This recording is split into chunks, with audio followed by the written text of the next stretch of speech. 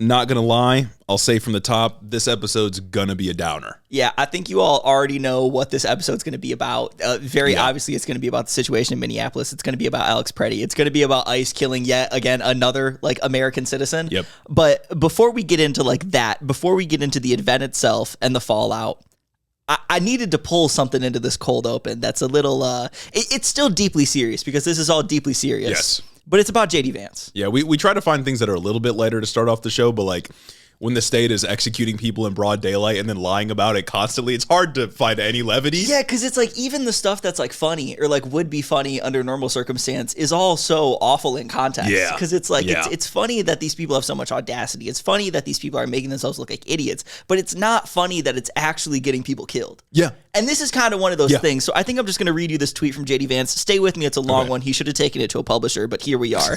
This is on JD Vance's Twitter.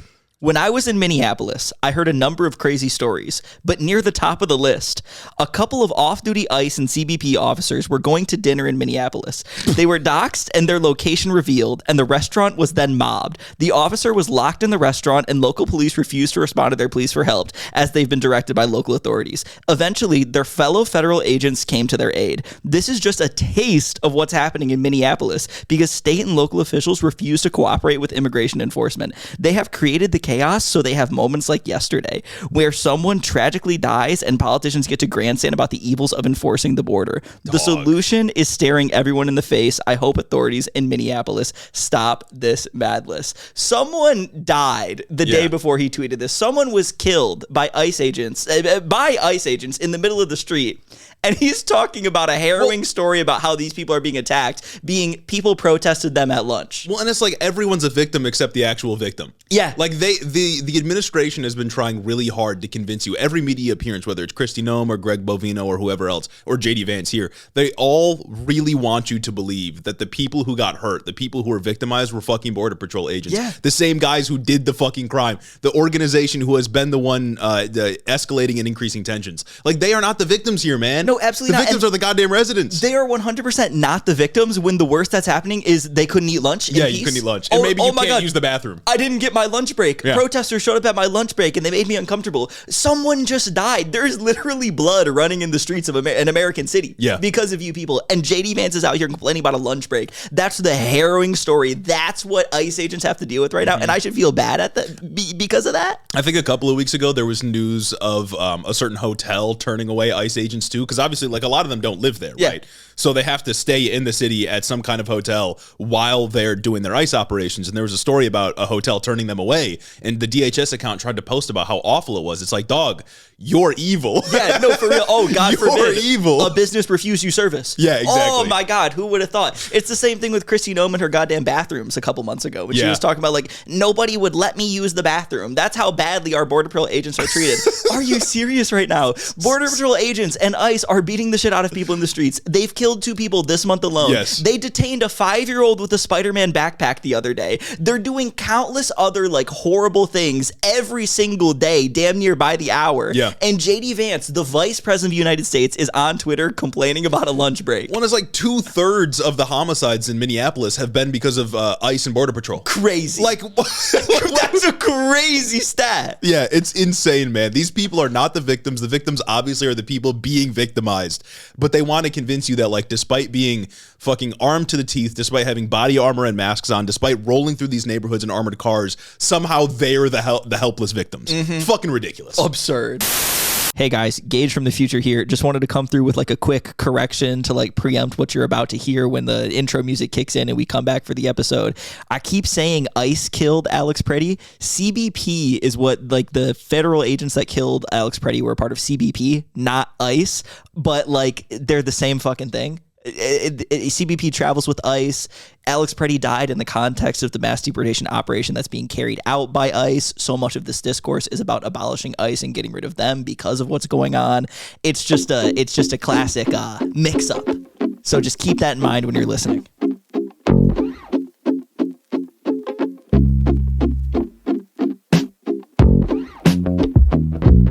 Welcome back to Head in the Office, everybody. It's a tough show to do today, man. What a horrible weekend. I sat down on Sunday to like gather my thoughts and like just because that's my normal routine when I prepare for the show on Sunday mornings or Sunday nights, whenever I can get to it on Sundays. I prepare my thoughts, I get my show notes together, so I'm ready to hit the ground running on Monday. And I'm doing it, and I'm thinking like, we work on the weekends for you. Exactly. I'm thinking like, okay, like what happened this week? Like blah blah blah. That Alex thing must have been forever ago. Because boy, it felt like forever ago. And I'm sitting here recording this on Monday. It was 2 days ago, and when I was thinking about it on Sunday, it was a day ago, and yet it felt like a year had passed. Yeah, no, I was working on putting this new studio together that you all can see if you're watching on YouTube here. Beautiful. We're at a table now. Crotch shot is gone, and I'm just like listening to the news as it comes in because it happened Saturday morning. Of course, I'm listening to the news as it comes in, and it's just like Jesus Christ, man. It's really rough. So this show is not going to be an easy one, as we said at the intro. Another man has been killed by ice, and that's most of what we're going to be talking about today, unless other things come up. But before we get into that, as always, you can support us on Patreon. As always, yes, you can support us on Patreon. And I will say there's been a significant damper put on the buy a house in cash effort recently. It's true. TikTok ownership changed, and they said we're taking the money spigot away. Yeah, we logged into TikTok. TikTok ownership changed to an American company on like the 22nd or something. We looked this morning to see like what our monetization statistics are, and the monetization or creator rewards program gone. The panel is just completely gone from the interface. I don't know if this means that it's gone for us, it's gone for everybody. I don't know if they're trying to crack down on the left wing. I don't want to draw conclusions without enough information. But the point is that a lot of media companies and a lot of media generally is owned by billionaires that don't give a shit about you, that want to push right-wing agendas and information and stuff. So consider becoming a patron and help us out. A patron. And I will say, patrons, you guys have taken up a now greater significance in the market share of my wallet. It's true. It's true. You have more sway over to me. You're now more of a best friend than you ever were before. It's true. So consider becoming a patron, help the boys out. And, we usually plead along the lines of like you get early access, which of course you do, commercial-free episodes, which of course you do. But it's also important that we can buy a house in cash. And it's also important that you support independent media in a time when media is being further and further consolidated into the hands of the most evil people imaginable. Yes. And early episodes are important when the news just happens all the time, everywhere, always. Yeah. And who fucking knows? What we talk about today is probably going to be outdated on Wednesday. Not because it's like, but I was thinking over the weekend, and I'm like, we weren't even finished with like the outrage over Renee Good getting shot and killed. Yeah. And now somebody else has been shot and killed. And like what some are saying is an even more horrific fashion, even more unjustifiable fashion. They're both unjustifiable, but like hell. This one is even more brazen, as we'll get into. All the other ways you can support the show, follow us on various platforms. It's all down there in the description. We would appreciate if you became a subscriber of the second YouTube channel. That'd be cool. Also links down there in the description. We're trying to grow that and expand into the medium form. And lastly, you can leave us a 5-star review on either Apple or Spotify. We got a couple of apples to read here today, I believe. Yes. This first one on Apple from Dear B606. Hell is iced Jover. Hell yeah. 5 out of 5 parallels to the rise of fascism in 1930s Germany. Longtime weenie, second-time reviewer. I love this pod and these corked up white boys. Jeremy and Gage make the news semi-bearable with dynamic, compelling, and based leftist takes. As a dude living in northern Minnesota, I've been saying it's Jover pretty much every day now. Hell yeah. Reasonable. Hope anyone listening in the Twin Cities is staying as safe as possible. I condemn all forms of political violence and appreciate that these chill dudes. I appreciate these chill dudes and their MP3 compatible podcast do too. That's right. Big on this. On this. This next one from Cranberry Juice. The only correct takes on this podcast as a fellow Midwesterner living in ice-occupied Minnesota. These two keep me sane, so much so that I made a Patreon account just for this podcast. Shouts out. I was about to threaten to pull my membership unless the one with glasses stopped mispronouncing Minneapolis. Hey, what can I say? Since they have issued a correction, they have reaffirmed themselves as my number one tertiary news source. Of course, I condemn all forms of political violence, but I do think we should annex the UP as part of Megasoda. 10 out of 10. Keep up the good work. Gonna have to disagree with that one there just because I need my territory. Yeah. And also, I also mispronounced it during this cold open again too. But it happens. It happens. It's about breaking a habit. And it's not going to happen. We're not looking to change. Self-improvement has been completed for us. This last one from Brennan from Seattle. This is how I get my news. I am one of the 21% of Americans who are illiterate, so I'm glad I can listen to these funny boys reading the news. Thank you. We will get to the Spotify reviews at the end, but without further ado, I do think it's time to get into the news. Jesus Christ, man. Yeah, Jesus Christ, man. What a hellish weekend. Not even going to bother to talk about like whatever else happened this weekend because frankly, no one is. It doesn't matter. Well, yeah, we might have been here talking about Medicare for All and Abdul in the Senate primary. No, oh my God, that drama was happening on like Thursday or Friday night, wasn't it? But it all seems sort of quaint in the face of like literal executions in the street. Yeah. And I don't exaggerate. I mean, this one, like you said at the beginning here, is just even more brazen than it was with Renee Nicole Good. And that one was not justifiable in any sense of the word. Exactly. This one, though, was just, I mean, it seems like it's getting worse is what I'm saying. Like it feels like with what happened to like Renee Good, it feels like you could break your brain and think it was justified. Yeah. But only if your brain was broken. This one, it's like, how? Like I'm logging onto Twitter and I'm seeing what everybody's saying about this and I'm just like losing faith in humanity. Yes. Like I'm crashing out in the shower about how people can stoop so low to have this opinion. You watch what happened and it's clear. Yeah. There's even more angles of what happened that came out even quicker than with Renee Good. And you can see this guy was just executed. Yeah, and that is sort of the story here, is that like there's no debate here, there's no question about what happened. We'll obviously go through like the events that led up to it and the event itself, like exactly what happened, but like beyond that, there's no discussion to be had. There's not even any analysis that we can do here. Mm-hmm. The point is just to look at how fucking insane the people are that are justifying this. And we've got several quotes and video clips to that extent, but like, goddamn, man. Yeah. What are we supposed to do? Yeah, because that's like a big part of the story. Like, I feel like the story is obviously like fascists killing people in the streets, the blood of Americans running red in our streets. Yeah. And also the fact that so many people are willing to go out there and justify it. Yeah. And it's hard to quantify how big of a problem that really is. On one hand, you have more and more people wanting to abolish ICE. I read like some polling earlier this morning from, I think it was from a Newsweek article, but it mentioned like a reputable poll said that there are Republicans that now want to abolish ICE more. Among Republicans, it was like 15% wanted to abolish ICE before. Well, those are the principled two-way Republicans. Exactly. And now it's jumped up to 19. So it's like, and we had a 4-point swing. People are calling it a surge. I wouldn't necessarily call it a surge. I just think it's significant that Republicans are principled at all. Yeah. In any way, shape, or form. But it's like, I don't know what to do because when I go on Twitter, when I look at the influencers, and importantly, when I look at the people in the Trump administration that are saying things publicly, it is the most insane bullshit I have ever read at an unfathomable rate, at a rate once thought unfathomable before. Yeah. And I just have to contend with that, and my brain's breaking trying to do it. Yeah. My brain's breaking coming up with all like the ways that people have moved the goalposts on this issue. It's absurd. Yeah, it is absurd. We will get into that, but I suppose we should start with just the basics. The man who was killed, his name is Alex Pretti. He was a 37-year-old nurse at the VA with no criminal record. I will say it feels like if we read this in fiction that the ICE killed someone with the last name of Good and ICE killed, or I guess Border Patrol in this case, immigration enforcement killed a guy who worked for the VA, literally like curing veterans of their ailments. It seems a little on the nose, right? Like if you read that in fiction, you'd be like, okay, be a little bit more subtle. Like, what's going on? Oh yeah, of course the evil people are killing everybody that's good. Right, exactly. He was a VA nurse with no criminal record. The police chief of Minneapolis, I believe, said, well, of course he was a resident, but also said like the only thing he had on his record is traffic tickets, and like who among us doesn't have a couple of speeding tickets? That's how it goes. So the incident, again, plain as day, even more obvious than what happened before with Renee Nicole Good at the beginning of the year. It's still the fucking beginning of the year, man.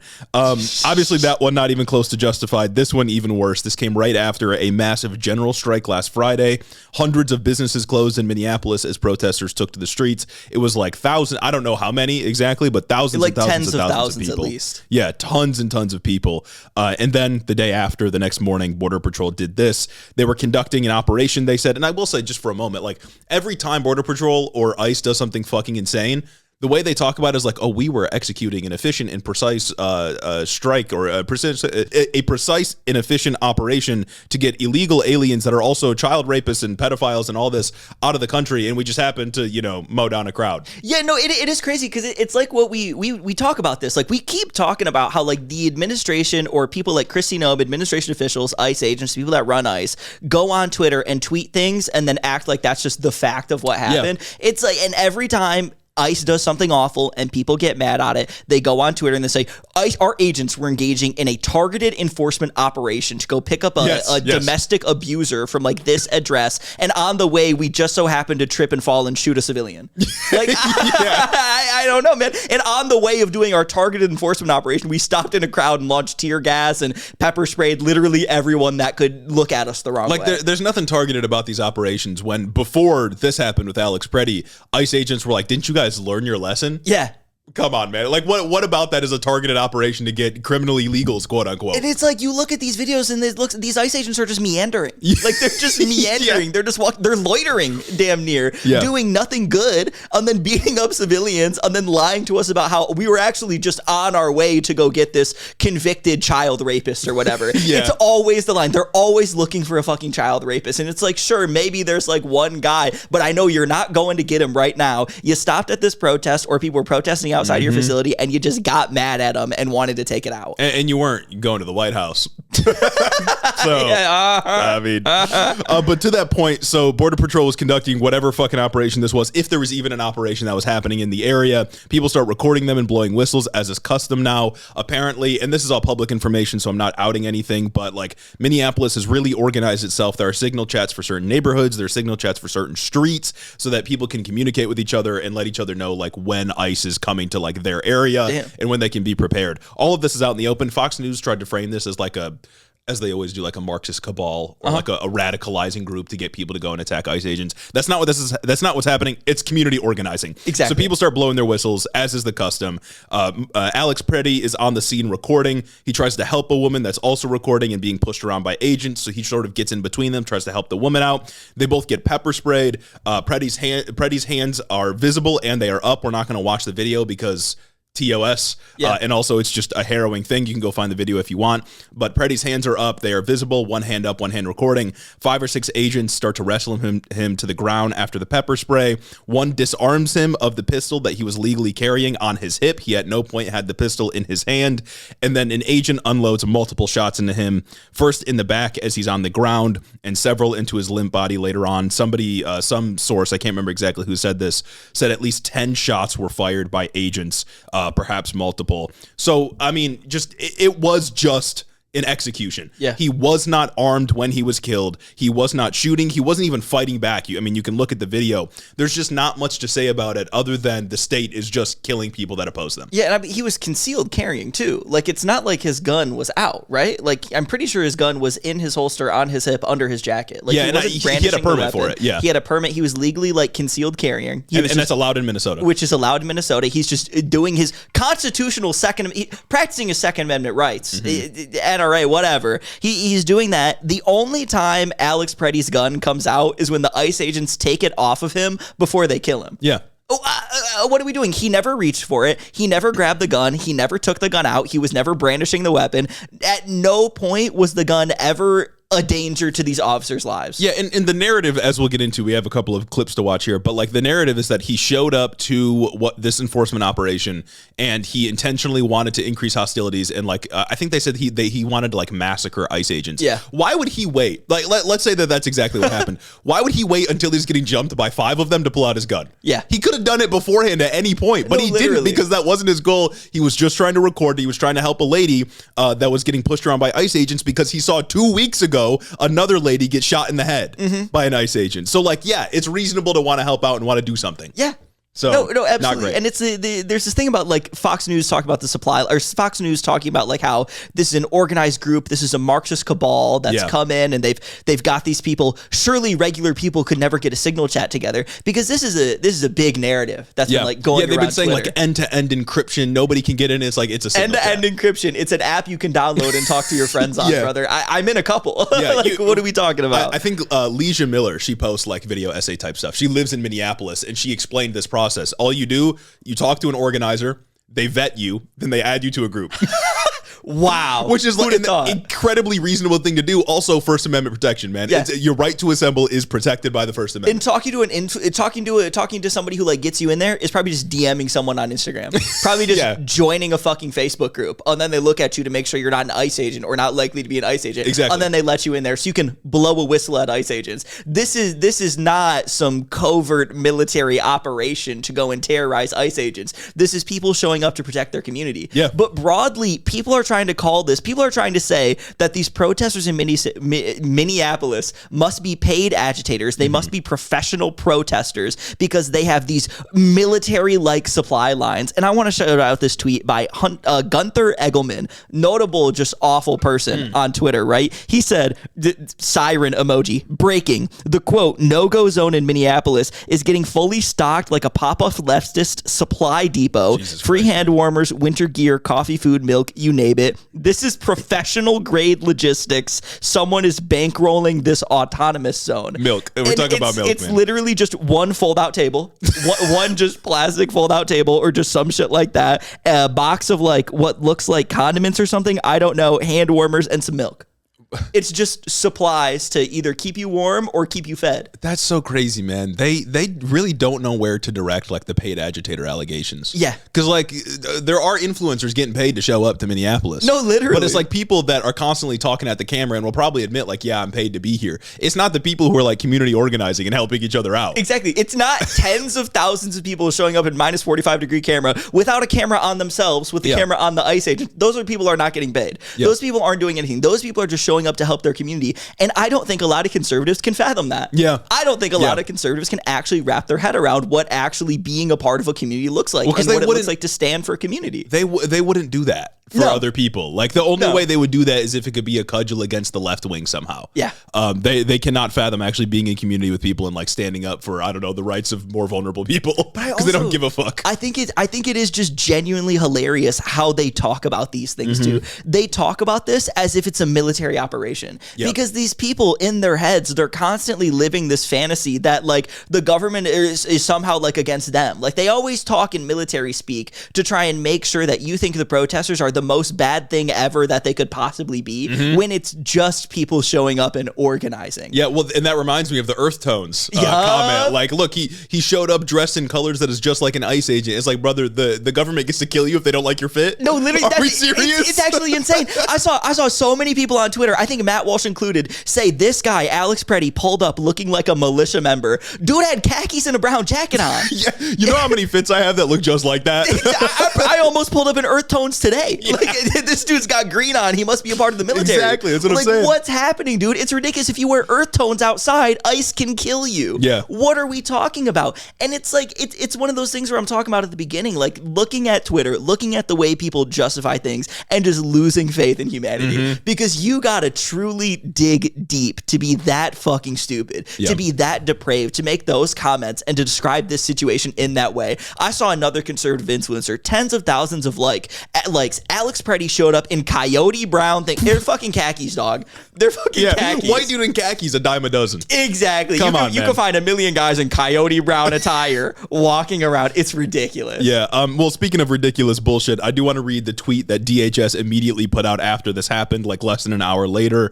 I will say also, Kristi Noem did the classic thing, called him a domestic terrorist. They don't fucking care about the truth. This is the tweet from DHS, though. Quote, as DHS law enforcement officers were conducting a targeted operation, again, that stupid-ass language, in Minneapolis against an illegal alien wanted for violent assault, an individual approached U.S. Border Patrol officers with a 9mm semi-automatic handgun. The officers attempted to disarm the suspect, but the armed suspect violently resisted. Fearing for his life and the lives and safety of fellow officers, an agent fired defensive shots. Medics on scene immediately delivered medical aid to the subject, but was pronounced dead at the scene. The suspect also had 2 magazines and no ID. This looks like a situation where an individual wanted to do maximum damage and massacre law enforcement. It's all just either an exaggeration or a lie. Yeah. Like the fact that they found no ID on him after the words post hoc justifies them fucking executing this guy. What are we talking about? No, it is just the most like brazen and audacious way that they could talk about this story. It is the most dishonest way to describe the events that happened. They don't know he has a gun on him until they know he has a gun on him. They take the gun away from him and then they kill him. Yes. He never approached them with the gun. We don't need to relitigate this a million times, but it's just like, these are people that have power right now. Kristi Noem, the people who run this DHS account are people who have power, and this is how they're describing them killing you. Yeah, civilians. And they make it seem like he walked up with the gun out, pointed at officers. Like, it is clearly not what happened. It was concealed carry until they found it on him when they were beating the shit out of him, like a gang jumping, essentially.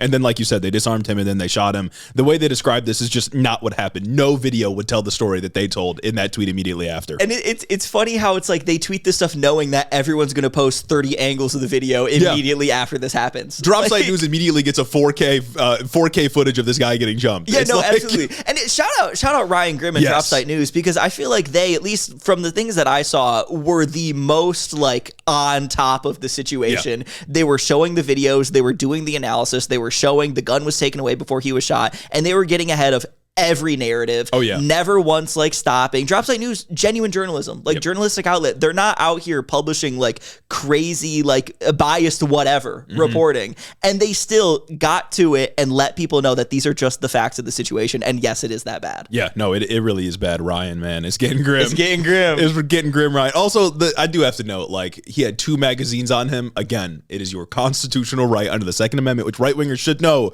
to carry a firearm. Yes. Especially when you have, like, especially when you're doing it according to all the laws in a place like Minnesota. He had a legal permit to carry. He was doing everything the right way. If he had 2 magazines on him, so what? It's like his constitutional right to do that. That is not a reason to execute somebody, and the right wing should know this. It either means they're inconsistent, which, like, well, surprise, surprise, or they just don't give a shit about your rights when it's the state cracking down. Yeah. Like, as long as it's the state that's killing somebody, it's perfectly fine. Yeah. None of your rights matter, which, of course, is not a new thing.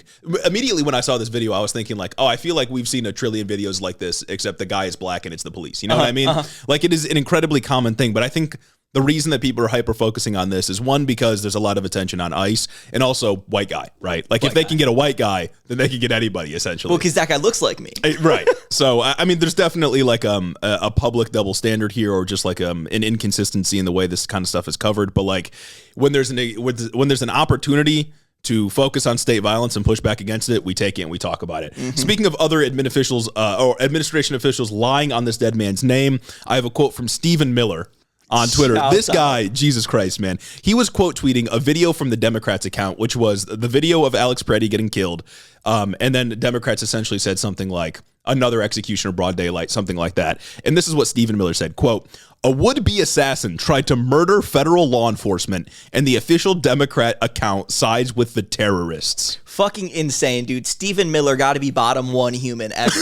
Like, this guy, he's ridiculous. Like, he is deranged, right? He tweets like a school shooter. He talks like a school shooter, dude. Everything out of this guy's mouth is just like the most edgy exaggeration possible. Stephen Miller, more so than anyone else really, lies like he breathes. Yeah, like, why would a would-be assassin try to help a lady get up? Why would a would-be assassin, like, not draw his weapon? Exactly. Why would a would-be assassin just, like, sit there and just, like, wait, let an ICE officer come over to him and start beating the shit out of them and still not draw his weapon? It's a dude doing constitutional carry or whatever, concealed carry, practicing his Second Amendment right. He had a gun and he happened to be at a protest. I remember a couple years ago, during 2020, the sandwich protest, there was a famous Kyle Rittenhouse. There was a very famous case of a young guy showing up to a protest with a fucking gun on him, and you guys were all talking like he was a goddamn hero. Yeah, and he killed people. Notably, the difference between that situation is Kyle Rittenhouse killed people, and the right wing was like, oh, fuck yeah, he did an awesome thing, what a hero. And this guy got killed, and they're disparaging him. All you got to do to be like a fan to the right wing is go and kill someone with a gun. I can't believe that we are genuinely at a point where the right-wing argument on the Second Amendment is it only matters if you're using a gun to kill children at school. Yeah. Like, that's where we're at. Like, the Second Amendment, they will argue in favor of the Second Amendment and defend it until their dying breath, literally in some cases, if it means they can protect, like, people being able to do school shootings. Yeah. But then when it comes to somebody concealed carrying, not using the firearm when they're at a protest or at like an observation, and we're talking about like a state crackdown on a city, suddenly then it's like license to just murder this guy. Exactly. What are we talking about? Nobody. What's driving me so fucking crazy about this situation, other than the situation itself, other than once again the government literally killing a guy in the street and lying about it, is the way that no one believes in anything. Yep. Because you look at every statement from anyone that has prominence on the right, and you just learn that these are the most shameless people. And yes, they are even more shameless than you once thought before. Every single person is saying, oh, if you bring a gun to a protest, expect to get shot. We were talking before we recorded about some guy who tweeted something along the lines of, if I bring a gun to a protest, then I deserve to get shot. Or some bullshit like that. Like, buddy, the boot couldn't be any further in your mouth. Like, I can't imagine pre-authorizing the state killing me in my head. Yeah. Like, oh, if I do this, it's okay if the cops kill me. Like, what are we talking about, dude? No, literally, I can't imagine fantasizing about the cops killing me. Yeah, exactly. Like, what the fuck? I'm making myself the villain in my own mind. Like, the boot's choking you out, man. The boot's choking you out, man. I don't think you're a fucking person anymore. I think you've become the boot. Yeah. Honestly, it's ridiculous. I hate commercials. Me too. I hate listening to them. I hate when I hear them, whether it's on TV or on podcasts. Grr, I just can't stand commercials. They're the worst. And the one place you can go to avoid commercials, like this one you're listening to right now, is patreon.com/headintheofficepod. Become a patron, and you get early access to our episodes, and they're all completely commercial free. No more interruptions. And you could be one of our friends. And that's arguably the more important point. And, you know, in trying times like this, friendship is what we really need. Friendship's really important. And you can buy your way into being a friend of ours by heading over to patreon.com/headintheofficepod. Again, early access to episodes, no commercials, access to all of our content before anyone else sees it. Become a patron. Now, I do want to take a look at some videos from some administration officials. This first one is from Scott Bessent. Now, Scott Bessent, Treasury guy. Treasury guy. What the fuck he got to say about this? All of these clips are from the Sunday shows. Essentially, administration officials are making their rounds and just getting pressed by random people. In some cases pressed, in some cases just given like space to talk and say bullshit for no reason. But this first one, Scott Bessent, is essentially asked about like, why the fuck are you guys justifying this? And I think we should take a listen to it because it does reveal the right-wing argument a little bit, I think. I think that there are a lot of paid educators who are ginning things up, and the governor has not done a good job at tamping this down. Yeah. I mean, as you know, he was an ICU nurse, worked for the Veterans Administration, and there's no evidence that he brandished the gun whatsoever. In fact, it appears that he was disarmed before he brought a gun. Have you ever gone to a protest, Jonathan? I mean, we do have a Second Amendment in this country that... Jonathan, have you ever gone to a protest? I mean... have you gone to a protest? I mean, no, actually, as a reporter covering it. Okay, I've been to a protest. Yeah. Guess what? I didn't bring a gun. I brought a billboard. Okay. I didn't bring a gun. I got a billboard. Dog, shut the fuck up. Once again, Kyle Rittenhouse, championed by the right for bringing a gun to not only bringing a gun to a protest, not only open carrying at a protest, not only open carrying at what you could probably legitimately call a riot, but for killing not one, but two people, right? Yeah, something and like injuring that. a third, blowing somebody's fucking arm off, lauded by the right, given a book deal. Well, I mean, I'll even take it a bit further. If Gretchen Whitmer had slimed out all of the dudes at the 2020 sandwich haircut protests in Lansing, all the dudes who showed up with like assault rifles, I think people would have probably had a problem with that. 100%. And reasonably so. She didn't have her officers kill anybody because that would have been fucking insane because just having a weapon is not licensed for the state to kill you. Yeah. And I feel like the right wing, the people who've been telling us for years that the Second Amendment is absolute, shall not infringe, I feel like those people should understand, but obviously they don't because they're cool when the state does violence against people they don't like. Well, exactly. Notably, conservatives did gun control when it was the Black Panthers. Yes. Well, no, that's exactly when it was the Black Panthers having guns. Yeah. Everyone's cool with having guns when it's their power fantasies that they can use to kill you with, or that they can use to authorize the state killing you with. That's like the only way they think about this. People think about the Second Amendment in terms of how much they want to fucking kill somebody who breaks into their house to steal like one thing, and that's it. Yeah. Now, this next video I want to take a look at is Kristi Noem, Secretary of DHS. She's being asked an incredibly reasonable question, and this is on Fox News. Peter Ducey is asking her this question. question. Okay. Before Peter, is he doing real journalism? Well, he doesn't give her any pushback. Okay, yeah. But he asks her a very legitimate question, and it'll play in here, but it's essentially like, how do you know this guy was trying to like cause harm, right? That's the key question that nobody has been able to answer. And she's going to give her response, and I want you to pay attention to if she actually answers the goddamn question or not. That's going to be the key. All right. You said last night, it looks like a situation where an individual arrived at the scene to inflict maximum damage on individuals and to kill law enforcement. Did he say, I'm going to kill you, or did he leave a note? How do you know that was his intent? No, he didn't, by the way. Part of this investigation we'll be hearing from those agents and officers and people on the ground. But we do know that he came to that scene and impeded a law enforcement operation, which is against federal law. It's a felony. When he did that, interacting with those agents, when they tried to get him to disengage, he became aggressive and resisted them throughout that process. These officers used their training, followed their protocols, and were in fear of their lives and the people around them.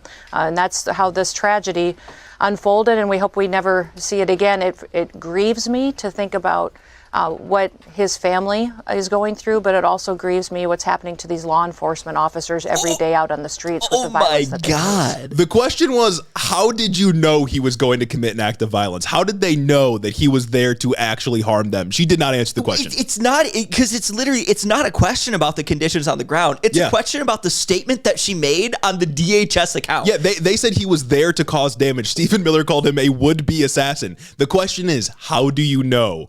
And she couldn't answer it. Nobody's been able to answer it. No, of course she can't. And is her answer not just an omission that it is literally resist or die? Or it is literally comply or die. Yes. If you resist, we'll kill you. If you so much as impede us, we'll kill you. Impeding an ICE agent from doing his duties, which is not something he was doing in the first place, isn't a death sentence. Well, he was impeding him from pushing a young woman around. Oh, true. He was impeding him from beating up a different protester. So, yeah, I stand corrected. Yeah, looks like. It's like even if he was obstructing a law enforcement operation, as they like to say, which is of course debatable, the punishment for that is an arrest, not execution in the street. Yeah, which is of course the whole debate that we had when we were talking about Renee Nicole Good, because like even if she was blocking ICE from getting through when her car was like, perpendicular in the road, the punishment for that is she gets arrested, charged with a crime, maybe she faces some jail time.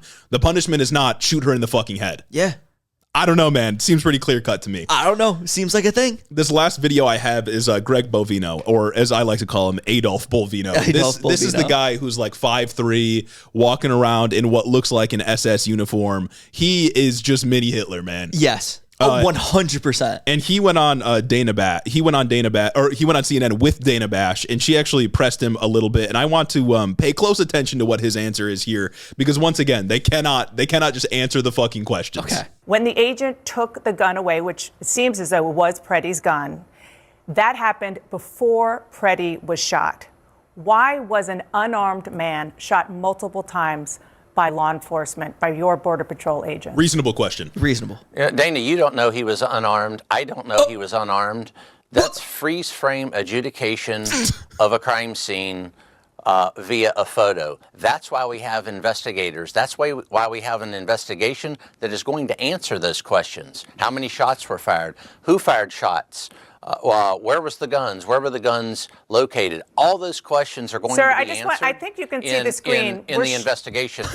We're not going to adjudicate that here on TV in one freeze frame there. Okay. Where were the guns in the hands of the ICE agent? How many shots were fired? Like 10, you can hear it. What do you? We're not going to freeze frame adjudicate it. What the fuck are the investigators going to do, dog? Well, it's like we're not going to do freeze frame adjudication, aka looking at the evidence before us. Exactly. Like you can't make me look at all the different, like 5 different camera angles that were taken of this incident. I'm just not going to look. I'm not listening. You can't make me judge based on this. I have to wait till I do the investigation and clear myself. Yeah. That's what we're going to do. Also, Greg Bovino sounding like that is crazy. Like, I'm sorry, but like, I didn't hear this guy's voice until like a couple nights ago when I listened to him, like, I think at a press conference or something. Yeah. And I was honestly like floored, talk about finding brevity in horrible situations. But it's like, he sounds like a Poindexter. Well, it's like, oh, you can't be the Nazi running through dropping fucking Sig Heils in Minneapolis with your SS cosplay on and like act and be like that. Yeah, you can't like dress like you're an SS officer and have that voice and be 5'3". Yeah. Like you can't, like the whole like you can't be mimicking the dudes who thought they were the master race and look and sound like that. Like there's nothing wrong with those things individually, except for the Hitler SS wannabe Nazi bullshit. Yeah, well that's the problem. But like when you're doing that, it's like, come on, guy, go be like a voice actor who gets typecast as the nerd. This is also after, in the same interview, he said multiple times that Border Patrol are the true victims. Yeah, okay, I was trying to find out who said that quote. I didn't want to say it without finding it out, but yet, oh my God, that's ridiculous. That's fucking absurd. Dana Bash asked a question like, so what, something like, what do you know about the victim, or how'd you know he was going to do this? And he was like, well, Border Patrol are the real victims. Okay, nice. And it's like, once again, like the guys who are armed to the teeth, the guys who are wearing fucking Kevlar vests, pulling up an armored, essentially tanks, they cannot be considered the victim in any fucking way. Like, are you serious? The 5 guys who were jumping the one guy, those are the victims? Are you fucking kidding me? The 5 guys who jumped the one guy, disarmed him, and then murdered him in the middle of the street, those are the victims? Well, maybe their therapy bill will go up. I don't know. Like, what are we talking about? At no point were there ever in any harm of anything. No. Alex was sitting there with his goddamn phone out, and then they beat his ass. Yeah, and he honestly took the pepper spray like a champ. He low-key, yeah. Like, if I got pepper sprayed, I'd probably start crying like a bitch. 100%. I'd be honest, but he was locked in trying to help that lady out, I'd man. involuntarily submit. Yeah. So that's all the clips I have, but I do want to talk about JD Vance, sort of bring it back to the cold open here. JD Vance has essentially been arguing that if blue cities like Minneapolis only complied with federal agents, then this chaos would not be unfolding as it is. And he mentions Florida or cities like Memphis where local police have been cooperating with ICE. And his argument essentially goes that like if local police were just told to work with us, unlike what Walz is doing right now, then nobody would have died at all. There'd be no, less than lethal bullets hitting people in the eyes. We wouldn't have to tear gas cars with children in them and shit like this. But it's like, yeah, obviously, if you roll over for the tyrant's less likely to kill you. Exactly. Like, this kind of argument could be used to justify every abuse of human rights throughout all of history. Yeah. Like, if you just comply, we won't hurt you. Like, again, when the options are comply or die, you don't live in a free society anymore. And in America, people have a First Amendment constitutional right to express their disdain for their government. And that's what they're doing. It's also like, even without the Minneapolis police or the Minneapolis government, like, giving you everything you want hand and foot, you didn't have to do any of this like this. Yeah. I disagree with the idea of what ICE is doing just like on principle already, but none of it had to be this bad. None of it had to be this showy. There didn't have to be this much pomp and circumstance. There didn't have to be this much brutality, but that's what the administration wants. And that's what people are protesting against. Obviously, people are protesting against the principle of this happening, but people are protesting primarily for the fact that these people want to do violence for the sake of violence, violence for the sake of going viral on social media. Yeah. And like, to be clear, they deployed more ICE agents and Border Patrol agents to Minneapolis than any other immigration operation in all of U.S. history. Oh my God. Or at least throughout the history of the existence of ICE for the past like 25 years or so. Like, there are more agents here than there have ever been in any other immigration style enforcement operation. So like, it's complete nonsense. They have an occupying army within the city. And of course, like, nobody in the Nazi party, like it's essentially saying like, oh, nobody in the Nazi party has been targeted by the Gestapo. Yeah. You sound stupid. You sound stupid. It's also doubly absurd because the administration is advancing this argument legally that they're allowed to enter your home with just an administrative warrant, not a warrant from an actual judge. That's crazy. And administrative judges obviously are assigned like within the administration, like the executive branch just assigns them. It's their guys. It's essentially saying like, if we sign a warrant by ourselves, then we can come into your house. Administrative judges are the teams of IDF lawyers that clear all those strikes on Hamas-run hospitals and Hamas-run daycares and Hamas-run mosques and Hamas-run schools and Hamas-run refugee camps and all of that. Hamas run no shoot here zones. Yes. Like it was clear his only crime here, talking about Alex Pretti, was being a dissident. Recording is not illegal.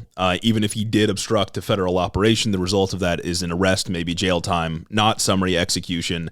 And all of the justifications of this are just fucking disgusting. It's absurd. And once again, I'm brought back to the idea that one of the craziest parts about this is that this is happening in like Minneapolis. Yeah, like yes. This is happening in the Midwest. This isn't happening in California. This isn't happening in Mamdani's New York. This isn't happening in any of these like liberal hotbeds that conservatives love to spend all their like time and effort focusing on and telling you are hellholes. This is happening in an innocuous Midwest city. Yeah, like what, the 25th most populous city in the country? Because a slop tuber made a video where he lied about fraud. Mm-hmm. Of course there was fraud going on, but Nick Shirley lied about the extent to which fraud was happening, fucking fanned the flames of whatever that was. The administration is still trying to claim this is about fraud. People are saying that, oh, none of this had to happen if there wasn't Somali fraud going on. All of this is like because of that. And it's like, if this can happen in a random Midwest city, in basically nowhere, the Midwest is nowhere if we're being real, unless we're counting Chicago,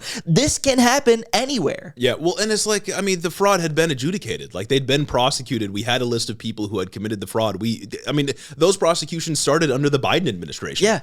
Like, it did not, and that's on top of the fact that, like, you don't send in fucking ICE when we're talking about fraud. Exactly. ICE doesn't handle fraud. And it's like ICE would not be going around doing targeted enforcement operations to get, I don't know, whatever rapist, whatever domestic abuser, whatever horrible thing they can come up with to justify whatever they're doing if they were going after fraud. Yeah. Like, you look at DHS statements, you look at CBP statements, you look at Kristi Noem's statements, none of it has to do with any fraud. Yeah, it seems like the fraud was just a thing to get them to kind of manufacture consent, but they didn't clearly do a good enough job at doing that. Yeah. They just think you're fucking stupid. Yeah, no, fraud is a white-collar crime. Yeah.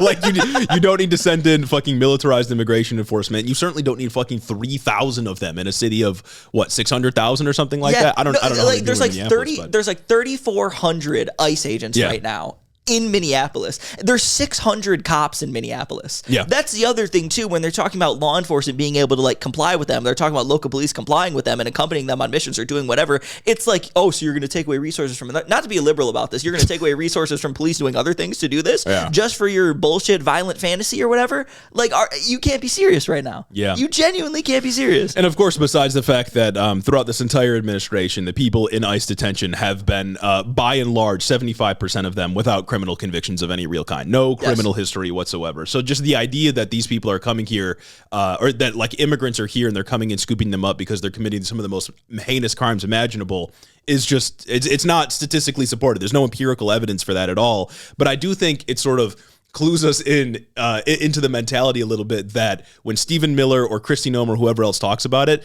it always has to be the worst possible thing imaginable. Like every single time they talk about immigrants or what ICE is doing, it's always, they're going to stop the worst crime I can think of in this moment. Yeah. It's like, come on, man. It's like a child's understanding. Well, that's what it is. And then they go on these press conferences and they like perp walk some offenders that they arrest. I think Trump was saying they arrested like 10,000 people or some dumb, or like 3,000 people, whatever. Trump was saying they arrested some like crazy figure. I don't believe anything the administration is saying about anything at this point. Yeah. Maybe that's not right of me, but I don't think they've earned that. Frankly, I don't think they've earned any of that trust. And every time they talk about grabbing thousands of people wherever they go, and then they show you like 10 that actually committed a like heinous Well, that's what they did in Florida. They said we got 20,000 illegal immigrants. Here's 10 guys who did something bad. Yeah, but here's 10 guys who like killed somebody. 10 guys? Yeah. Clearly you are not grabbing the worst of the worst, but that works because all they need to do is publish those 10 guys, and then all of right-wing social media goes crazy saying that these people were gonna rape your daughters and buy your house. Yeah, exactly. Exactly. It's absurd. The congregation is missing someone, and that someone, dear listener, is you. The congregation awaits you over on our Discord. If you go into the description of this episode right now, there will be a link to join the Head in the Office Discord where you will find more than 1,000 like-minded individuals for you to interact with, and maybe most importantly, we'll be there. 1,000 members strong. It is a burgeoning community of HITO heads. That's right. Ready to receive you into their arms. Make you a part of the community. Vest you as a HITO head. Over on Discord, we have discussions. You can interact with other HITO heads, and maybe for some fun, we can do some community events. And we know that you want to be a part of that. Only available over on the official Head in the Office Discord. So that's what the Republicans are doing, justifying some of the most heinous shit we've seen in a long time. And now the question is, where are my Democrats at? Where are my Democrats? Where are our Democrats? And it's heavy on our Democrats. Yep. So this week, many of them, if not all of them, we'll see what happens, seem poised to vote down the DHS budget. But like we said, it's heading to the Senate right now. But like we said last week, it won't do much since DHS has infinite money as a part of the one big beautiful bill. So they're still going to be fully funded, but they can cause a government shutdown for DHS specifically. We'll see what happens. The DHS funding bill is heading to the Senate this week for a vote. Republicans have intentionally rolled DHS funding into a bill that also includes defense, HHS, state, and a couple of other agencies. And so the GOP is essentially saying pass all of this or pass none of this. And I say none of it. I say none of it. For one, because DHS funding bad. Yep. And for two, Within that State Department budget is $3.3 billion for Israel. Just out of nowhere. Out of nowhere, man. No goddamn reason. Yes. They just need $3.3 billion of your dollars. Yep. American citizen. $3.3 billion of your dollars is going to Israel. So yeah, it's an easy no vote. Exactly. I mean, they got to. Yeah, we're talking about all the Somali fraud taking up the budget. What about that? What about all the money to fucking Israel? Jesus Christ. But we'll see if they do the typical thing where it's a rotating cast of villains and they can, get 7 of them. One of them is going to be John Fetterman to vote for this budget, and so it passes anyway. And a lot of other Democrats can save face. We'll see what happens, but I don't know. I don't know. I don't want to preemptively undermine them. I wish I didn't have to shit on Democrats so much. I just don't have much faith. Well, it sucks because 7 Democrats in the House voted to pass the funding bill 2 days before Alex Pretti was shot and killed in the goddamn middle of the street. And then they all put out statements like, wow, this is so horrible, brother, you just voted for it. Yeah, they were like, wow, this is so horrible, but DHS got to stay funded. Yeah. But there's important work being done. There's no important work being done in that goddamn organization. I think it could completely go away and everyone would be way happier. Well, and that's the other thing about my Democrats. I was watching the press conference that Klobuchar put on, Senator from Minnesota, and also the press conference from Tim Walz.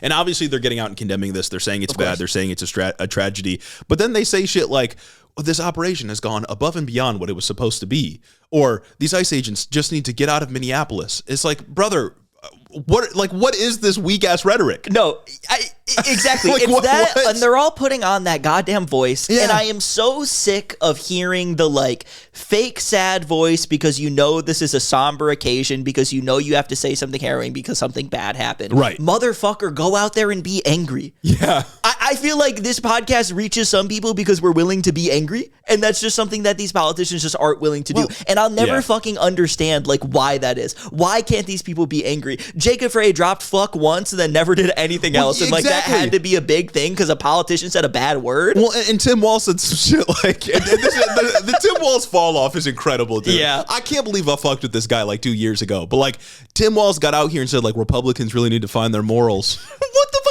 Motherfucker, they're gone. They threw him away. There's no finding them. They shot and killed them. Republicans are celebrating the execution of American citizens by ICE. Yes. They don't fucking care. What do you mean find their morals? They're fucking laughing at you for thinking that it's crazy. Kristi Noem shot and killed her morals with her dog. It's just not something that's ever in the conversation. Those people need to be shut out of politics. It's I cannot comprehend being a having the mindset of these kinds of fucking Democrats. Oh, absolutely. And it's that is the entire rhetorical issue that's surrounding the party. There's Tim Walz, there's Amy Klobuchar, there's the Jacob Freys, but there's one other guy that we talk about sometimes that has an excised influence on the party. Yeah. He's got crazy influence. He's pulling strings behind the scenes all the time. He's responsible for Joe Biden being the president in 2020, and that is Barack Obama. Very. Because there's been a lot of stuff that's been going on over the past year that Barack Obama has either been silent about or said very little about to allude that maybe he has a good opinion about something.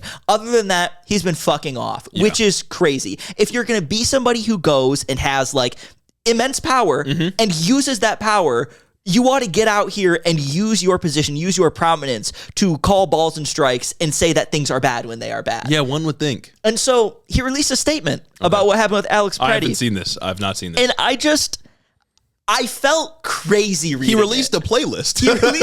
Barack Obama dropped his 100 favorite songs of 2025. It's I don't expect Obama to get out here and lead the party or anything like that. I get it. He's got a certain role, and a lot of presidents take a back seat after their time is done.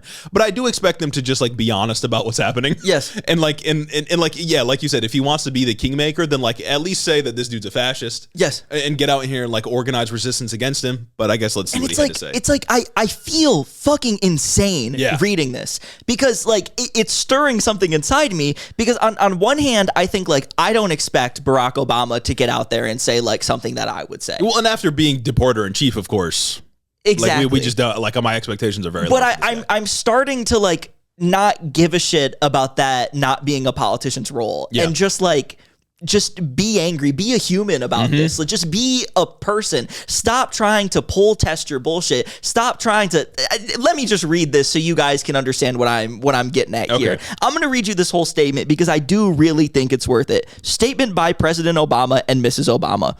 The killing of Alex Pretti is a heartbreaking tragedy. It should also be a wake-up call to every American, regardless of party, that many of our core values as a nation are increasingly under assault.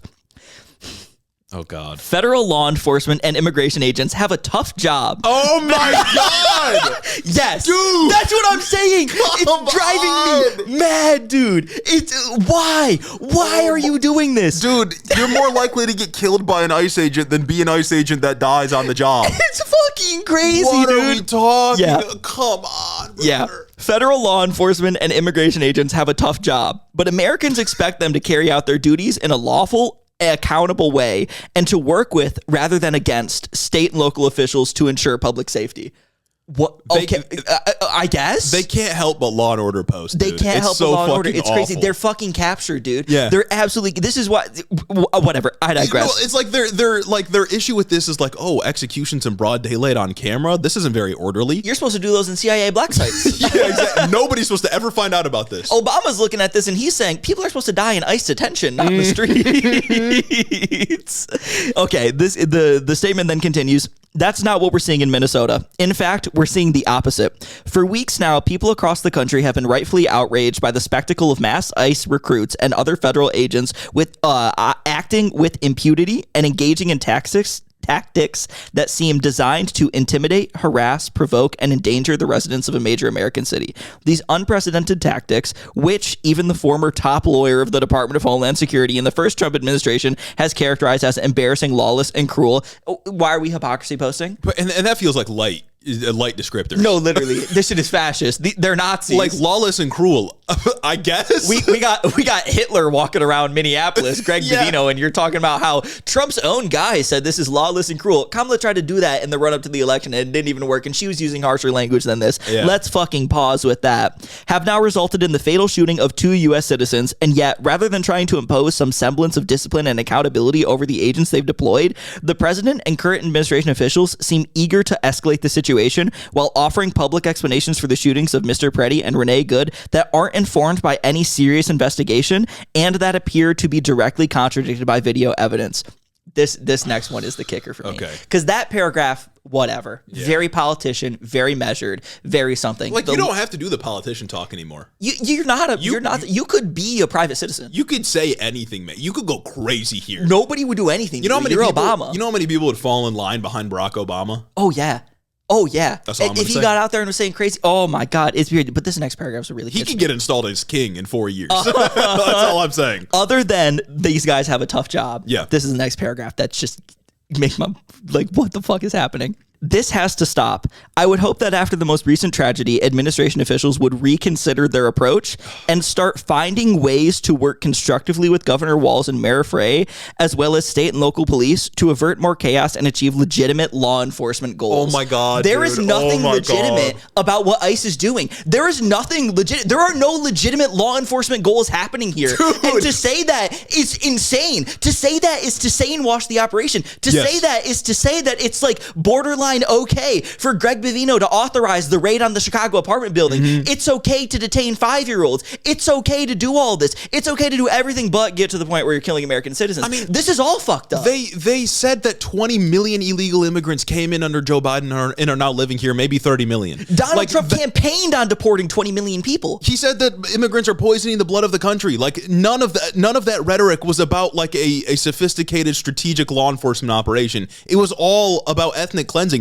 This administration started off last year by trying to deport Mahmoud Khalil because he wrote a student op-ed or whatever. Like, what are we talking? None of this was ever intended to be like quality law enforcement. They want to cleanse the country of people they don't like. Yeah, no, literally, ICE was plainclothes nabbing people who wrote op-eds, students who wrote op-eds in papers nobody reads. Yes. What are we talking about? This is fundamentally ridiculous. Yeah. And to go out here and say this is absurd, irresponsible, and outright dangerous. Yeah. Because this is the kind of rhetoric. And Obama is a person who is directly responsible for part of why we've got here. Obama was doing wicked shit with ICE. Obama was doing some of this shit with ICE. It wasn't as aesthetically brutal, but he was doing it. Dude was the deporter in chief. Yeah. People criticized Trump by comparing his deportation numbers to Obama's. And it was like Obama did it without the protests. There was a different circumstance going on back then, and that was still shitty. And that's the thing is people are like, oh, you're mad at Trump for deporting a bunch of people, but not Obama. There were tons of protests against Obama. That's where he got the deporter in chief moniker. Yeah. People have never liked liked ICE or their deportation operations. It's just now they're literally executing citizens in the streets. Exactly. And the government is defending their actions at every turn. And these guys are like getting promotions because of it. They're being celebrated as heroes. Fucking, as I said before, Greg Bovino is saying that they're the true victims here, not the person that was literally shot and killed in the streets. Yeah. So no, when Obama was president, people did get mad at him. And now that things are a lot more brazen than before and ICE has a lot more funding, people are a lot more angry. And I think that's valid. It's incredibly valid. And you should do that. If you want to engage in politics, you should have to meet the moment. Yeah. Like, you shouldn't be going out here and doing this. And of course you can't, blah, blah, blah, democracy or whatever. But I can get on here and yell at you. Yeah. The statement goes to end. What does that even, like, I'm sick of these fucking Democrats, dude. Like, they have an immense amount of social and political capital, and they just don't use it because of these sacred halls. Exactly. No, like, Obama's just like, I'm retired. You know how much sway that Obama has? Yes. Do you know how many Obama, Trump voters there are? Yeah. There are voters who went Obama, Trump. Mm-hmm. Or Obama, Trump, Biden, Trump. What are we talking about? There's tons of people who just like look at Obama, even though like they might have had a bad time under his administration with rose-colored lenses, because like it was a time of normalcy that they look back on fondly. Yeah. And things weren't as bad as they are now. Like, dude, and I'm not saying he needs to come out and say, I'm running for a third term. All he has to do is like, I don't know, have good takes. All he has to have good takes and then highlight people who also have good takes. Yeah. But he'll never fucking do that because he wanted Joe Biden to be the president in 2020. And like this is the standard for every Democrat that we hold them to, of course. It's just Obama has so much sway within the party, and I think he would in the public if he came out and like spoke more strongly about things. Biden isn't moving like this behind the scenes. No, Biden's not moving. Biden's not moving, exactly. Biden is living a sedentary life. He's just kind of there. And the same thing for Bill Clinton. The reason why Obama is so important and has such like wide, broad, and important influence is because so many of the people that are awful in politics today worked for the guy. Well, and he'll be around for like what, 25, 30 more years? He's not an old guy. Exactly. Like Bill Clinton is only relevant insofar as like, yeah, that guy should probably get locked up for the Epstein files.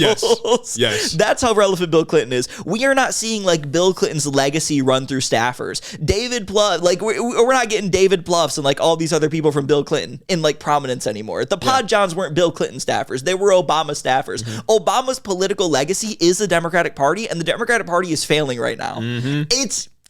What can I say? The statement then goes to end with something that I think you'll have some stuff to criticize about.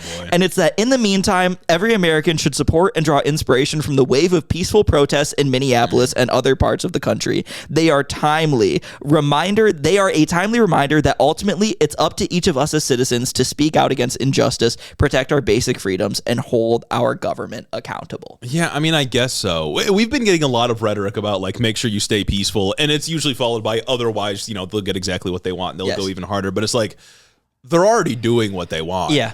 It feels useless to say, guys, please stay peaceful when they're the ones inciting the violence. And it's in Minneapolis specifically too. I'm not gonna like criticize a politician for saying remain peaceful because it's like, I get it, you have a role, like you kind of have to, blah blah blah. I'm not gonna get out here and say don't remain peaceful. They called Tim Walz like they said he's inciting insurrection. Exactly, but it's like Minneapolis has been the most peaceful of any large protest movement in the last that I can remember. Oh, incredibly restrained. I'm actually impressed. Incredibly restrained. Yeah. These people have not done anything. These people are not burning down police precincts anymore. These people aren't doing any of that stuff. These aren't riots. Not a single ICE agent has been literally shot. Just people gathering in the streets, standing there, blowing whistles, texting in signal chats, and giving each other milk. I think the most extreme thing I've seen is a couple of days ago, an ICE agent said he had like the tip of his finger bit off. Yeah. And it's like, why you got your finger in someone's mouth? That's my question. That is crazy. How'd you get in that position to like do that? That's the one time I think like an agent has been hurt in the line of duty. Exactly. And that's like, what sure, I'm saying. condemn. But like, it's not equal. Like what's happening here is crazy. ICE agents are throwing tear gas into cars with 6 children, leaving children not able to breathe. Children are going to the hospital. They're detaining children. They're sending children to the hospital. They're beating people. They've killed 2 citizens, and that's all in January. Yes. That's all in January. January's not done. Exactly. And then an ICE agent gets hurt one time. Yeah, that's bad. Don't fucking hurt an ICE agent. You'll probably go to jail or like whatever.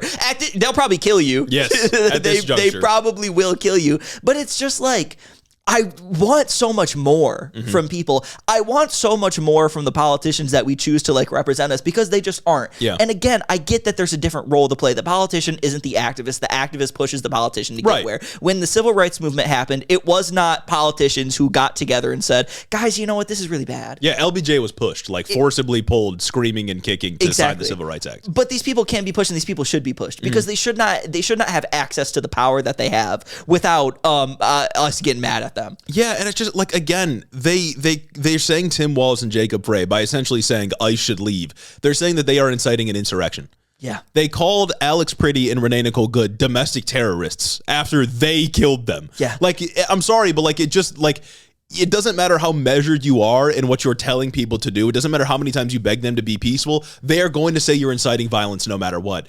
What you should be doing is like making it so the conditions on the ground are conducive to like faithful and organized resistance against these people. Yeah. That's the best thing Democrats could be doing right now, especially because, like, I know, other than, like, the rhetorical stuff, which we can talk about, but, like, Democrats have no power in Congress. Even if all Democratic senators vote to shut down DHS, they vote against this funding bill, it's not going to stop ICE because they have infinite money. Yeah, no, literally, But what you should be doing, you should be fighting for any policy like masks off or something like that would make resistance easier for the people on the ground, because that's all you can do right now. And other than that, it's advocating for abolish ICE. Yeah. Like that, those are the two things that you need to be doing. And like, I mean, I'm sitting here wondering, like, how many more dead American citizens is it going to take for Democrats to finally embrace abolishing ICE? Yeah. Like, how many more people need to die before Democrats will say, okay, ICE as an agency needs to go as a whole? Well, I don't know if this is disingenuous, but it feels to me like it did take Alex Pretti getting killed for us to actually have senators come out and say, I'm not voting for the DHS funding. Because it was kind of expected that it was just going to go through. Yeah. They were going to do their rotating. Even though 2 weeks before, another American citizen was shot and killed. Exactly. Like, it kind of took that for people to come out and be like, oh, maybe this DHS funding battle is really something we should take up. But even with that, it's like, it's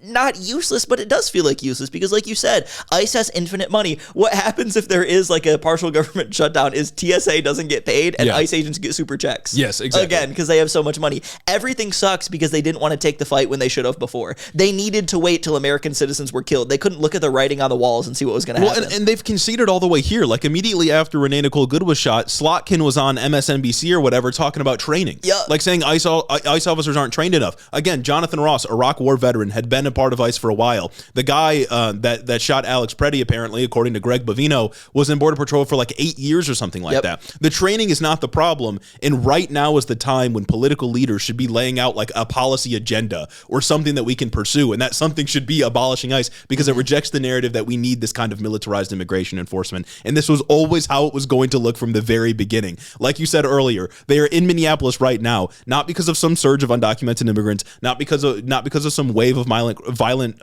migrant crime, but because of Nick Shirley's fucking YouTube video. Yes. That's why they're there. None of it is reasonable or logical or rational. Because a fucking slop tuber Yes. made a video. And the slop tuber continues to be vindicated. And the slop tuber continues to tweet every time somebody gets killed, because it is every time now, because more than one person has been killed, that, oh, what happened was a tragedy. Yeah. But also, they're doing this and protesting to cover up Somali fraud.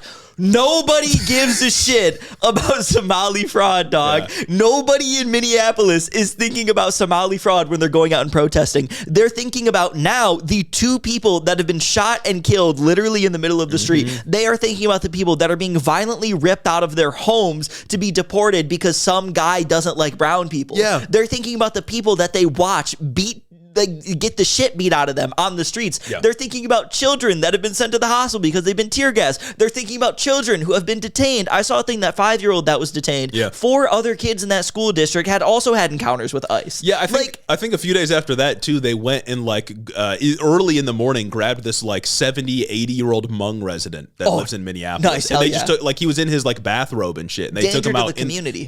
They took him out of his house in the cold. Of course, he had no criminal conviction, no criminal charges pending against him or anything like that. And of course, he was an American citizen because he's a fucking Hmong resident from Laos that came here fucking years ago. Yep.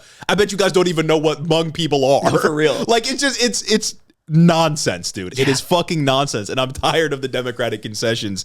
I'm tired of these people. And it's like something that is reasonable for a politician to do. Once again, I don't need politicians to go out there and say, "Oh, go riot" or fucking whatever. Yeah, well, they're not gonna. They're never gonna do that. So it's never something I'm gonna expect. But they can go out there and say these people should be prosecuted, and that's not something I saw from Obama. That's not something I'm seeing from like really everyone else. Like I think the line genuinely needs to be these ICE agents need to go away for a long time. Yeah. We need to get rid of the organization and everyone who we need to enabled prosecute them. the people who are responsible for this happening. We need to prosecute the people that are responsible for these conditions. It's crazy. And I read some like reporting earlier today that just further blew my mind too because of how ridiculous this is. Apparently Tom Homan is somewhat of a moderating force within ICE at this current juncture. Goebbels, a moderating force in the Nazi party. Goebbels, a moderating force. Goebbels stopping Hitler from his craziest ambitions. It's crazy. I'm going to read you 2 excerpts from I think the New York Post article I read about this. Homan and Immigration and Customs Enforcement Director Todd Lyons have pressed for the administration to put more of an emphasis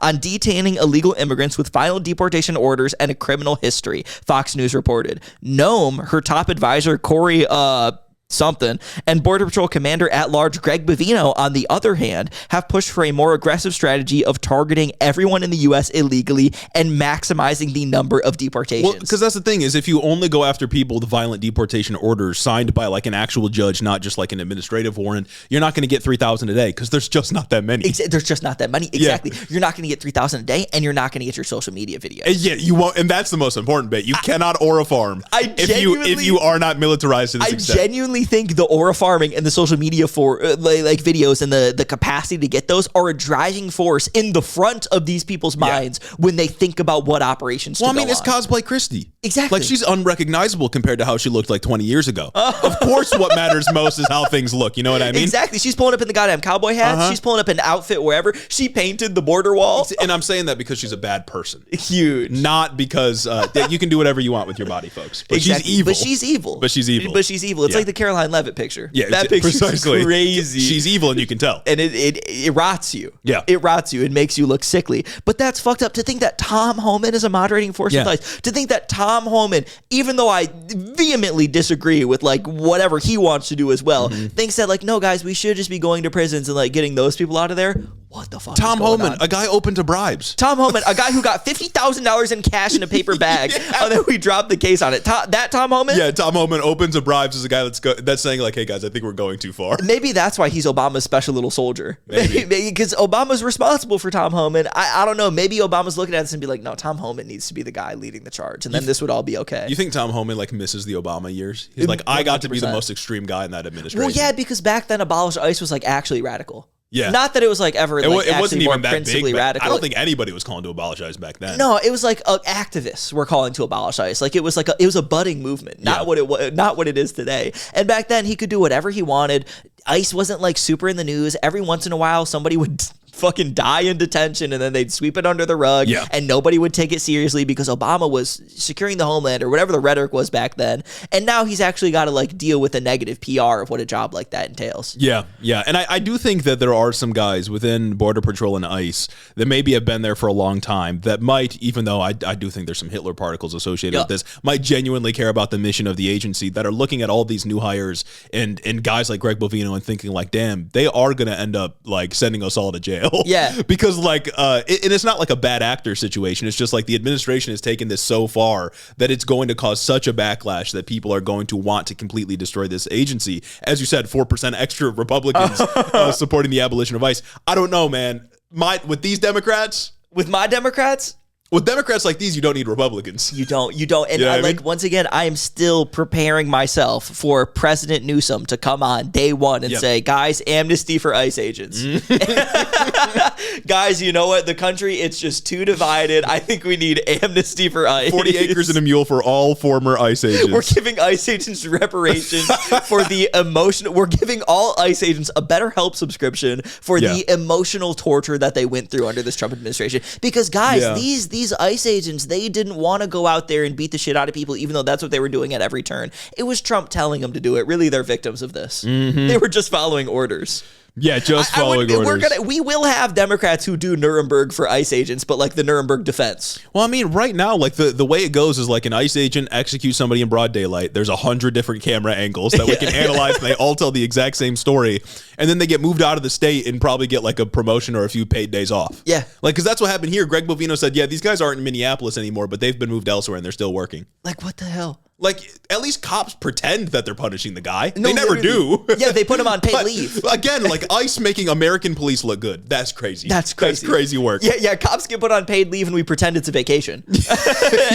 and we pretend it's not a vacation. Like, come on, guys. Like, it's absolutely fucking ridiculous, dude. I'm so sick of thinking about how my Democrats are going to do nothing at all with the time. Democrats like these, With Democrats like these, you don't need Republicans. I don't need to say that, like, Joe Biden, bipartisan border bill. You guys already know that. Yes. And it's just endlessly frustrating to think about how we got here and to think about the way out of this and to think about how Democrats won't take the necessary steps that they need to actually rectify anything that's happened. Yeah, I did see, I've been seeing more and more like conservative types in the media call for the abolition of ICE, like the never Trumper types. I saw like Tim Miller, he's a Republican guy at the Bulwark. I genuinely like, I usually despise most of his takes because he's like a moderate dude. He called for the abolition of ICE. I think Bill Kristol called for the abolition of ICE. Like, we're in bizarro land right now. Yeah, it's crazy. And I mean, fuck, strange bedfellows. We got to get out of this somehow. No, you guys know who Mr. Beat is? Mr. Beat used history teacher would make like history videos, had like very like regular reasonable takes about like politics and past presidents and like whatever, was a little more like kind to Reagan than I would be, but like, you know, my biases and whatnot. He was very much just like a regular guy who taught history and was into history and had a YouTube channel about it. I see that motherfucker under a bunch of people's shit now. Like, I used to respect you. Like, holy, like they got him. Yeah. When you get just like the regular dudes that are into history becoming like abolish ICE, like holy shit, fuck Republicans, Trumps, these are all Nazi types. Like you're lost. Yeah, like, you're gone. You're losing the white dudes in Kansas. You're losing the white dudes in Kansas, and that's fucked up. That's not a demographic that should go for you. No, you can't lose those guys. You need those guys to hold the coalition together. That's the party base, man. Oh man. So if you are in Minneapolis or if you are participating in protests anywhere, make sure to keep yourself safe. I'm not saying that in like the sort of feckless liberal kind of way, but keep yourself individually safe as you go to these things. And help out where you can, man. It's dark times. It's easy to feel very helpless right now, but everyone's got their role to play, and find out what you're good at and how you can help, and keep yourself safe. That's all you can do right now. Keep yourself safe. That's all you can do. We're not even 1 month into the year. Oh my God. It genuinely has felt like 3 years in this past less than a month. Yeah, by the time this comes out, I think we're what, 4 weeks into the year? Yeah. Wow. Yeah. Wow, what a time. This is rough. We're 2 pay periods in. And I've gotten a Patreon payout only one time. No, for real. Like, what's happening, guys? It's fundamentally ridiculous. And it's like, once again, like, what's obviously the event is sticking in my mind, but what else is sticking in my mind is how horrible everyone has just been acting about this. People continuously moving the goalposts, conservative influencers specifically, continuously moving the goalposts. I saw a bunch of tweets, obviously talking about the guy in the military suit, but I saw a bunch of tweets saying, well, you can't frame by frame video do this, whatnot. He had 1 gun on him. How did those agents not know he didn't have 2? Yeah. You expect me to think this guy pulled up a Kimbo to a protest? Well, you expect me to think this guy pulled up like goddamn Deadpool to a fucking protest to do nothing? Like, are you serious? Not just that. Like, I mean, you could say that about anybody. You could say that about anybody. You can say that about anything at any time. How do you know anyone in this country doesn't have a gun on them? That's something kids in school ask themselves all the time. It's like that's Second Amendment, baby. That's the place we've got here. And you see all the dudes who fucking defend open carrying in Florida grocery stores going out here and being like, you can't ever bring a gun in the presence of law enforcement. Brother. I've seen plenty of protests on the right where they have guns. Not just Kyle Rittenhouse, but like we said, the haircut protests of 2020. No, literally, they love open carrying. They love constitutional carry. They love bringing guns out to like show force and like LARP and do all this bullshit. Yeah. It's fucking insane. Like, I just like, I'm not going to buy the fact that if Gretchen Whitmer in 2020 had told like Capitol Police fire at will, people would have been cool with that because they just had guns out at a protest. Like, obviously not. No, literally, dude. It's like on all of these people who are going out there and saying on Twitter, well, he deserved to get shot because he had a gun. You should never bring a gun to a protest. Scott Besson. I guarantee you 95% of them, you can scroll back in their history and they're either lauding Kyle Rittenhouse or posting pictures of other conservatives who show up armed to the teeth in their Meal Team 6 gear to go to protests for like bullshit. Yeah. And they're like, wow, look at this patriot showing out. And they're doing the Pete Hegseth emoji thing. Yeah. They took the gun away from him before they killed him anyway. So none of this fucking matters. But and just to be Greg Vino, to be all these people,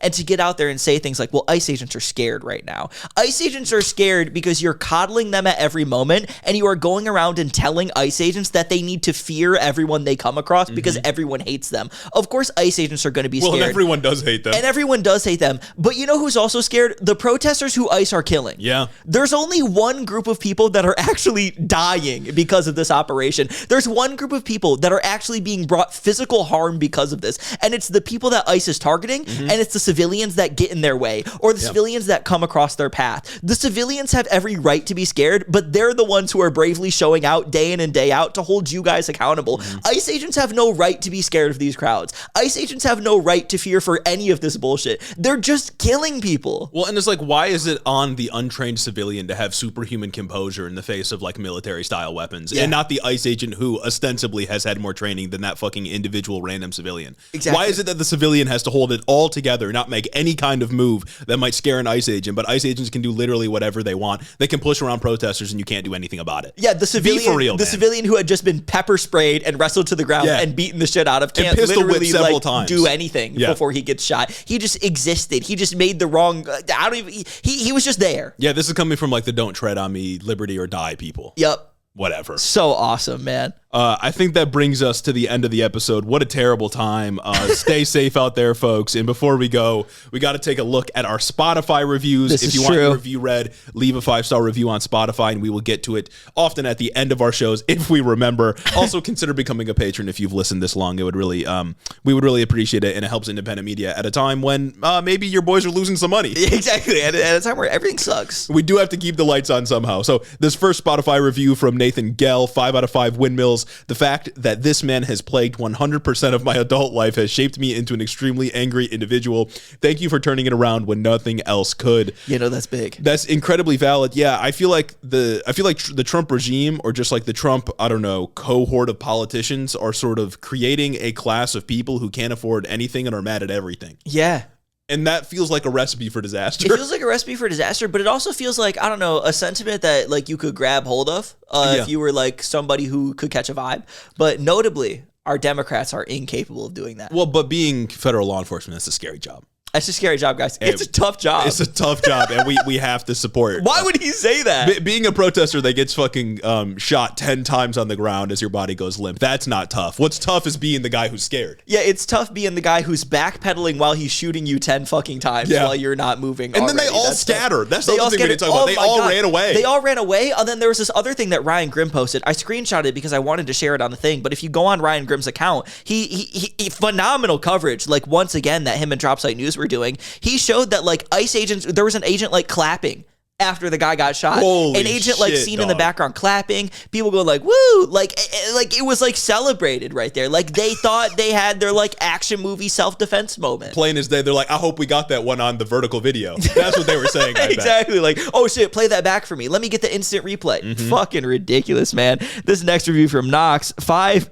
I'm assuming this is Epstein redactions because it's black boxes out of 5. 5 out of 5 files. Firstly, finally commenting after listening for months. These white boys have become my heavenly light on every week's horizon. So true. As a queer girl who moved from Texas to Tennessee, which is like moving from one circle of hell to another, these boys' takes have been refreshing. Love getting my weekly dose of sanity while still somehow remaining hopeful. Will sub to the Patreon when I am not poor. Heavy on this. Now, the next one here we did read during the Apple review, so I think they probably copy-pasted. So I'm going to skip over that one. Valid. Next one from Brita Osane, 5 out of 5 stars from your number 1 Spotify fan. Let's go. Many are saying this, so it might be a contested number 1 spot. Been a weekly listener for 3 years, long enough to witness the evolution of Jeremy's hair. So Huge. True. And can confirm that these boys are more reliable than any of my Democrats. Not on Patreon yet because I'm living off student loans during law school, lazy liberal, and working my way to being HITO's in-house counsel one day. Let's go. Thanks for sending support to us here in Minneapolis. Protests have been so cold that my eyelashes froze, but our state is stronger than ice. Abolition or bust. Yeah, we had to go outside like last Friday when you guys were protesting for some other bullshit we were doing. And I was cold. Yeah, it was freezing. And my toes hurt after being like an hour outside, and I wasn't even walking the streets. Exactly. No, I wasn't even out there like protesting and whatnot. And here you guys are doing the Lord's work. Yeah, doing the Lord's work. Different breed of people, man. Exactly. Shout out, y'all. This next one's from Cat Aver. 5 out of 5 nations that Trump has confused Greenland for. After seeing clips from WEF and Trump's old man yells at cloud speech with his death grip and leaning on the podium like he's sat on a tent stake, I wish to get back to a more peaceful time of America, just thanking our leaders were either dumb with their guys, I'm having a hard time today. Strategy a la Bush, or at least subtle ICE operations masked by a tan suit scandal.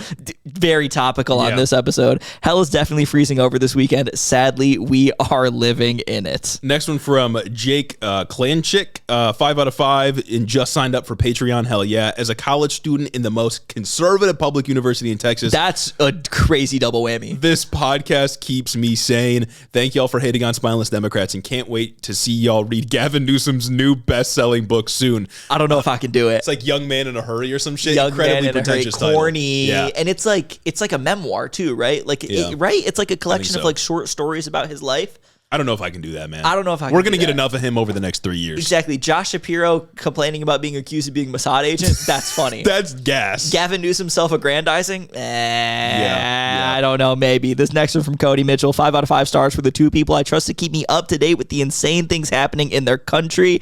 Keep up the good work. P.S. If you had to draft a basketball team of politicians, who would you pick and why? The tall ones. John Fetterman. Fetterman should have been a pro baller, man. He should not be in government. Oh, yeah. John Fetterman's huge. Trump is like 6'3", isn't he?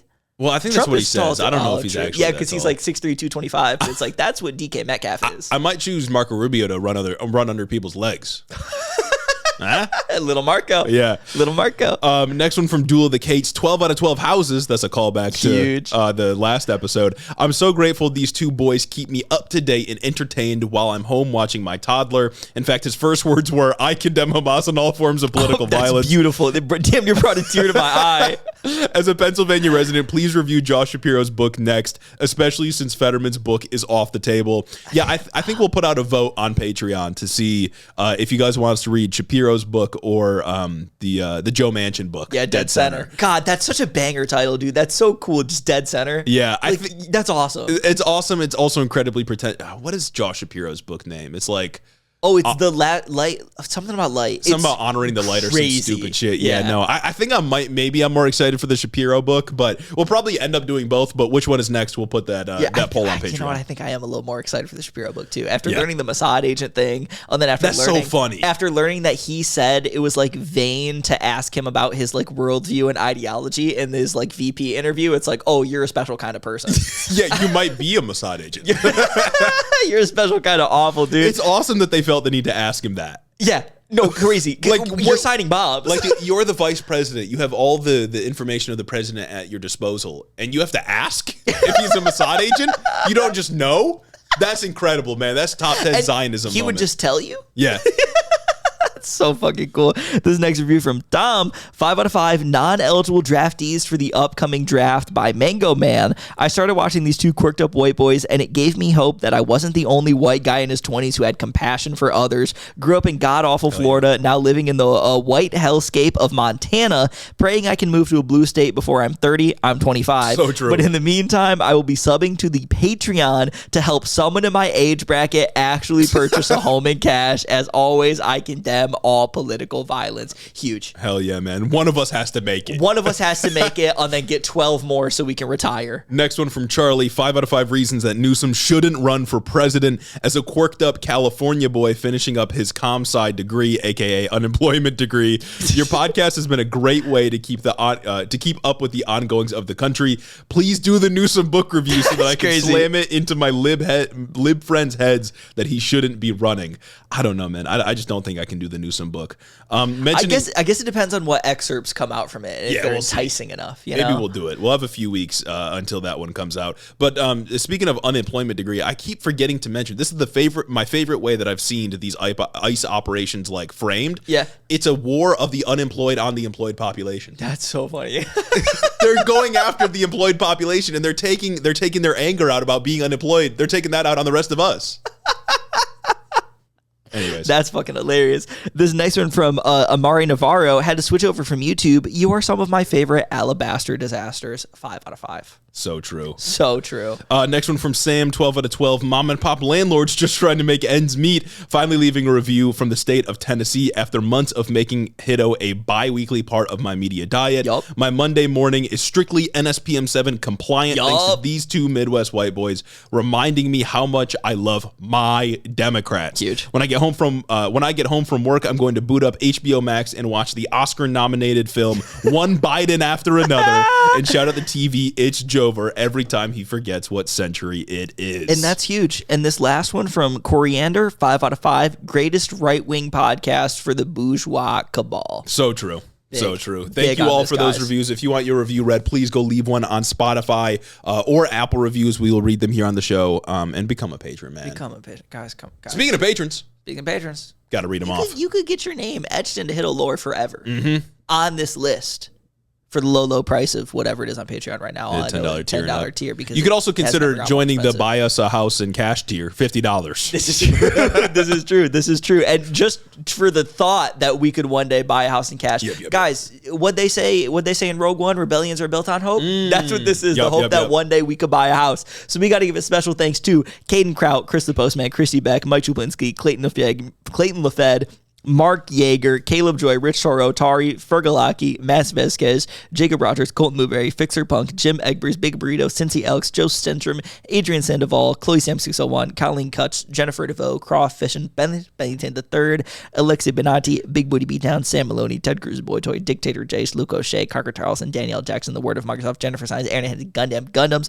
Darth Father, Tailored for Content, Corey Chambers, Rex Romando, Veronica, aka V, Raxon, Ass Smith, The Grotler, Murder in a Trenchcoat, Casey Lynn Kelly, AK Gon, Iguana Don, Zach Lantian, Austin Greif, Marcus Corbett, Caleb Roper, Taylor Rensock, Cammy, Tylen Freeman, Isaac Hodges, Madeline C, Anna Valenic, KCC, Sayas to West, August, Particular Pickman, Sir Capilot, Jeff Sines, Brendan's Egg, Froggy Gumdrop, Jackie Boy, Shameless, Coherent Babbles, MJ is Sharp, Michaela Muncie, The Wallace 3000, Chris T, Kashan Lala, Amanda R, Tyler J, Particulon, Mem Frez, Rhonda Stiletto, Midwest Marks, Joe the Mailman, Gary from West Michigan, Shawnee GG, Juniper Not Jupiter, Stat Crabs, I Crowley, Urban Peach, Lord of Forlorn, Holt Forsyth, Booty Snakes, Dude Fairy, Chelceratops, Austin Lima, Lane Waltz, Azim Fitta Hussein, Gorgeous Girl Mukes, Brooklyn G, Noverk the Dastardly, Goldthorn, Addy Book, Merlin, Cryobongi, Sergeant Pookie, Hoodie, Rose Grimm, Kristen, Jamie the Young Extremist, Jack the Heathen, Archer W, Evan Mingo, AJ Torres, Elo Nico, Jake Hall, Seth Schmidt, Noah Sahas, Majawat, Ultra the Dragon, Mercy Boku,